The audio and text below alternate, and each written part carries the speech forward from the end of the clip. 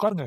வர வர சம்மந்தி வர வரோம். அப்பல தம்பி ஏன் நிக்கிறீங்க? நீங்களும் உட்காருங்க. என் மவனுக்கு கொஞ்சம் கூச்ச சபாவம். அதான் பெரியவங்க முன்னாடி உட்கார மாட்டான், நின்னுட்டே கிடக்கா. ஓ இவர்தான் மாப்பிள்ளையா? நல்ல சொம்புக்கு துணி மாட்டின மாதிரி இருக்கு. சி அட நம்ம வீட்ல எதுக்குப்பா கூச்சம்? உட்காருப்பா, நாங்கெல்லாம் உனக்கு சொந்தக்காராக போறவங்க நாளைக்கு. உட்காருப்பா.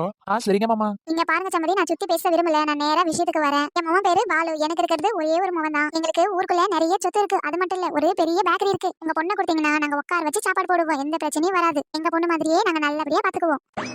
என்ன பெரிய பேக்கரி இருக்கா? அது மட்டும் இல்லாத ஏகப்பட்ட சொத்து இருக்கா? ஆமா, பெரிய பேக்கரி இருக்கு. அந்த பெரிய பேக்கரிக்கே என் மவன் தான் முதலாளி. அப்படிங்களா சம்மந்தி? நல்லதா போச்சு. ஏங்க உங்ககிட்ட நான் ஒண்ணு சொல்லணும். என்னடி கருப்பு, என்ன சொல்லணும்? ஏங்க இவங்களுக்கு ஊருக்குள்ள நிறைய சொத்து இருக்கு. அது மட்டும் இல்லாத பெரிய பேக்கரி வச்சிருக்கான்னு சொல்றாங்க. நம்ம பொண்ணை இவங்களுக்கே கொடுத்துடலாங்க. அதாடி கருப்பு, நானும் நினைச்சிட்டு இருந்தேன். இவங்களை விட்டுறக்கூடாதுடி.